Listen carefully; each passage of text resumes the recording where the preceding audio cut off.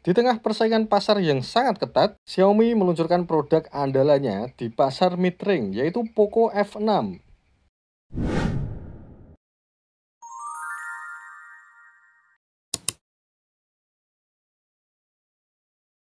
Ada beberapa fitur yang diunggulkan pada HP ini. Yang pertama, HP ini mengadopsi panel AMOLED. Kemudian yang kedua, tentu saja prosesornya. Pakai prosesor flagship Snapdragon 8S Gen 3. Kemudian pengisian daya sampai 90 watt dan kamera sebesar 50 megapiksel, varian tertinggi RAM 12 ya. Dan tidak hanya itu ya, HP ini memiliki fitur-fitur yang cukup menarik. Salah satunya adalah fitur cerdas yang memungkinkan rotasi otomatis saat kita berbaring. Selain itu, pada HP ini juga ada sensor yang memungkinkan layar mati secara otomatis saat tidak kita gunakan cuy. Selain itu, HP ini juga dibekali dengan sensor pemindaian gerakan tangan. Bisa kita atur tanpa menyentuh layar. Tentu saja ini sangat dibutuhkan ketika tangan kalian basah atau kotor ya guys ya. Tapi saya rasa ini bukan fitur baru ya. Karena setahu saya, Samsung lebih dulu memakai fitur ini. Dan yang paling diunggulkan dari HP ini yang pertama adalah prosesor Snapdragon 8S Gen 3. Kemudian layar AMOLED dengan refresh rate 120 Hz. Dan juga kamera sebesar 50 megapiksel dengan perekaman yang stabil teman-teman. Oke, mari kita bahas desainnya cuy. Yang pertama, desain bagian belakang dari HP ini terlihat sangat cakep menurut saya.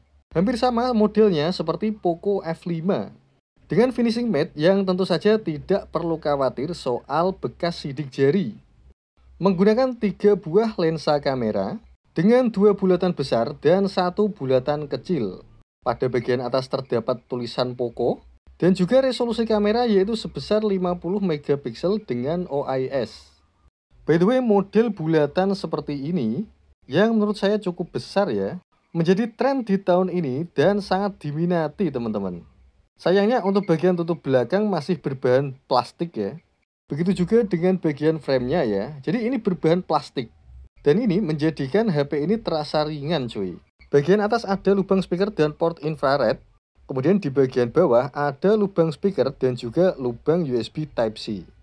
Oh iya, sayangnya HP ini tidak bisa diekspand kartu SD ya. Jadi hanya memakai dual nano SIM saja. Dan sebagaimana yang saya sampaikan tadi, HP ini mendukung pengecasan sampai 90 watt cuy. Oke, setelah bahas desain, mari kita bahas soal layarnya. Jadi HP ini memiliki ukuran layar sebesar 6,67 inch dengan resolusi sebesar 1220 kali 2712 pixel, 68 billion color, ada SDR10 Plus-nya, kemudian tingkat kecerahan yang sampai 2400 nits. Wah, mantap banget. Dan tentu saja sebagai pelengkap, HP ini dibekali refresh rate sampai 120 Hz. Scroll lancar, mulus, dan tidak ada delay sama sekali. Dan by the way, untuk screen to body rasionya hampir 90% cuy. Artinya HP ini bezelnya sangat tipis sekali. Atas, bawah, kanan, kiri hampir simetris. Menurut saya ini mantep banget untuk HP dengan harga 5 juta. Oke, sekarang kita lanjut ke performanya. Sebagaimana yang saya sampaikan tadi, HP ini menggunakan chipset Snapdragon 8S Gen 3. Dan skor Antutunya hanya di angka 1,4 juta saja. Hampir sama seperti Snapdragon 8 Gen 1. Dan juga MediaTek Dimensity 8300-nya Poco X6 Pro. Untuk main game sih enak ya, karena ini prosesor flagship cuy.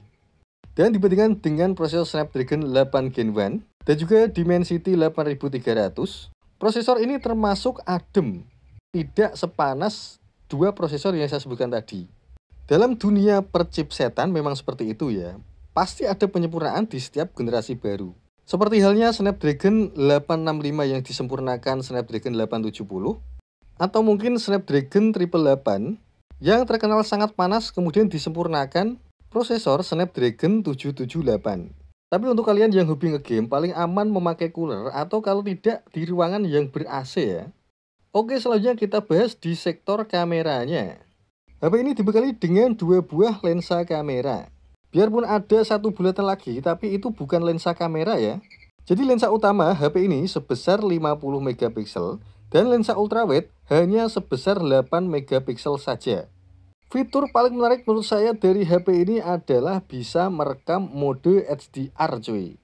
Mode profesionalnya juga mantap, sangat lengkap sekali pilihannya. Jadi pada menu kamera terdapat opsi atau pilihan ada Pro, kemudian dokumen, kemudian ada video yang bisa merekam sampai 4K 60 fps. Sayangnya pada lensa ultrawide hanya bisa merekam sampai 30 fps saja cuy, sayang sekali. Fitur foto pada HP ini termasuk sangat lengkap kalau menurut saya. Apa yang kalian butuhkan pasti ada di sini. Sayangnya tidak ada lensa optik zoom ya. Dan berikut akan saya berikan contoh video perekaman menggunakan HP ini. Setting perekaman ada di 1080 60 fps dan hasilnya kurang lebih seperti ini. Untuk hasil kamera dan perekaman, saya tidak bisa mengatakan ini yang terbaik. Karena kenyataannya memang masih banyak yang lebih bagus daripada ini cuy.